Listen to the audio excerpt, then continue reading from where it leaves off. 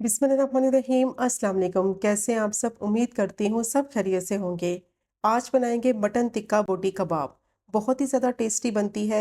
Specially बकरा ईद के लिए बहुत ही परफेक्ट रेसिपी है। अगर आप ईद पर बहुत ही कम टाइम में मज़ेदार सी रेसिपी बनाना चाहते हैं तो फिर आज की वीडियो आपके लिए है। बहुत ही ज़्यादा सॉफ्ट जूसी टेंडर ये मटन टिक्का बोटी बनेगी और मसाला इसके ऊपर से बिल्कुल भी नहीं उतरेगा। तो कुछ टिप्स और ट्रिक्स के साथ इसको बनाएंगे। वीडियो को आपने स्किप नहीं करना, वीडियो को आपने एंड तक देखना है ताकि रेसिपी का कोई भी पार्ट आपसे मिस ना हो।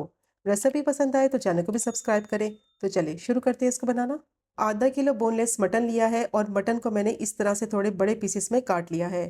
टिक्का बोटी बना रहे हैं तो पीसेस इसके थोड़े बड़े रखेंगे। और मटन को मैंने अच्छी तरह से साफ किया था, इसमें चर्बी नहीं होनी चाहिए। और साफ करने के बाद इसको मैंने धो लिया था। धोने के बाद इसको मैंने छलनी में रखा था 15 मिनट के लिए, ताकि मटन का जो एक्स्ट्रा पानी है वो सारा निकल जाए और थोड़ा सा ये ड्राई हो जाए। मैं इस रेसिपी को मटन से बना रही हूँ, आप चाहें तो बीफ से भी बना सकते हैं।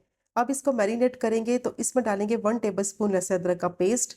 और अब इसमें डालेंगे दही। तो 3 टेबलस्पून मैंने दही लिया है और दही को मैंने अच्छी तरह से बीट कर लिया था। अब इसमें डालेंगे 1 टेबलस्पून हरी मिर्चों का पेस्ट। 1 टीस्पून इसमें टिक्का मसाला डालेंगे।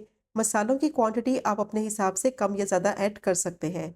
1 टीस्पून भुना कुटा हुआ जीरा डालेंगे। 1 टीस्पून चाट मसाला डालेंगे और हाफ टी स्पून गरम मसाला पाउडर ऐड करेंगे। 1 टीस्पून इसमें कुटी हुई लाल मिर्च डालेंगे। 1 टेबलस्पून भुना कुटा हुआ धनिया डालेंगे, इससे फ्लेवर बहुत ही ज़बरदस्त आएगा। 1 टीस्पून नमक डालेंगे या फिर आप अपने टेस्ट के हिसाब से भी ऐड कर सकते हैं। 1 टीस्पून कश्मीरी लाल मिर्च पाउडर डालेंगे और 1/4 टीस्पून इसमें ऑरेंज फूड कलर ऐड करेंगे। इससे मटन टिक्का बोटी का कलर बहुत अच्छा आएगा।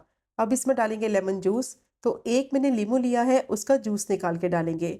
और लेमन जूस जो आप इस्तेमाल करें वो फ्रेश इस्तेमाल करें, इससे टेस्ट बहुत अच्छा आएगा और मटन टिक्का बोटी बहुत ही ज़्यादा सॉफ्ट बनेगी। अब तमाम चीज़ों को अच्छी तरह से मिक्स करेंगे। तो मसालों की क्वांटिटी आप अपने हिसाब से कम या ज़्यादा ऐड कर सकते हैं। कश्मीरी लाल मिर्च पाउडर ज़्यादा स्पाइसी नहीं होती, वो मैंने कलर के लिए इस्तेमाल की है। और ऑरेंज फूड कलर भी मैंने इसमें कलर के लिए इस्तेमाल किया है। इससे मटन टिक्का बोटी का कलर बहुत अच्छा आएगा। ऑप्शनल है दोनों चीज़ें, अगर आप नहीं डालना चाहते तो स्किप कर दें।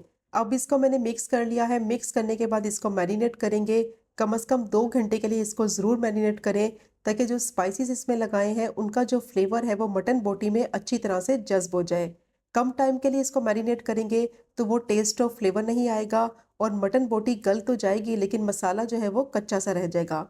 तो इसीलिए कम से कम 2 घंटे के लिए ज़रूर मैरिनेट करें, ताकि इसका बेस्ट रिजल्ट आए। अगर आपके पास टाइम है तो फिर आप इसको ओवरनाइट भी मैरिनेट कर सकते हैं।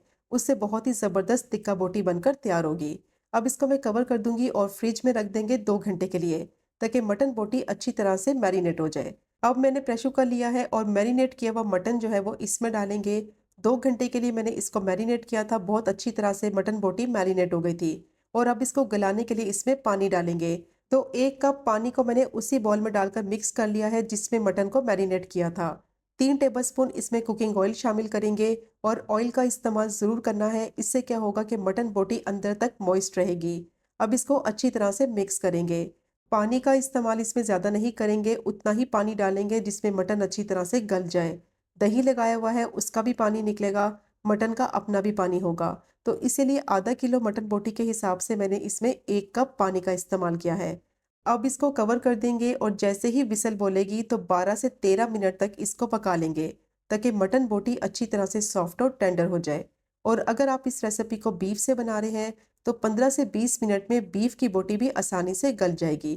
तो अब इसको चेक कर लेते हैं। 12 से 13 मिनट हो गए थे इसको पकते हुए। स्टीम मैंने सारी इसकी निकाल ली है और मटन बोटी देखें कितनी अच्छी तरह से सॉफ्ट और टेंडर हो चुकी है। पानी इसका बिल्कुल खुश्क हो गया है, तो पानी की क्वांटिटी उतनी ही इसमें डालेंगे जिसमें मटन बोटी अच्छी तरह से सॉफ्ट और टेंडर हो जाए। अब मटन बोटी रेडी हो गई है, इसको प्लेट में निकालेंगे और इसको ग्रिल करेंगे। उसके लिए मैंने एक पैन लिया है, उसमें डालेंगे 3 से 4 टेबलस्पून कुकिंग ऑयल और ऑयल को अच्छी तरह से गर्म कर लेंगे। ज़्यादा ऑयल का इस्तेमाल नहीं करेंगे, सिर्फ 3 से 4 टेबलस्पून ऑयल में ही इसको ग्रिल करेंगे। अब इस तरीके से बोटी को रखते जाएंगे पैन में और ग्रिल कर लेंगे। सारी एक साथ बोटी नहीं डालनी है, वरना ये आपस में चिपक जाएंगी और ऊपर से मसाला उतर जाएगा। तो बस इस तरीके से एक एक बोटी को पैन में रखते जाएंगे और मीडियम टू हाई फ्लेम पे ग्रिल करेंगे। और तब तक ग्रिल करेंगे कि अच्छे से इनके ऊपर मार्क्स आ जाएं।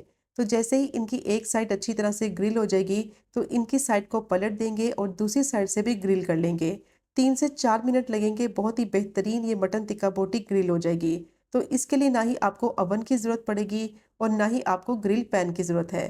बिल्कुल नॉर्मल सिंपल पैन में आप इसको ग्रिल कर सकते हैं और यकीन करें ये इतनी टेस्टी बनेगी कि झटपट से बनकर तैयार भी हो जाएगी और खाने में उतनी ही जायकेदार होगी। इसका आप पराठा रोल भी बना सकते हैं। इसको आप एज अ स्टार्टर भी दावतों में सर्व कर सकते हैं। बहुत ही ज़्यादा टेस्टी बनती है।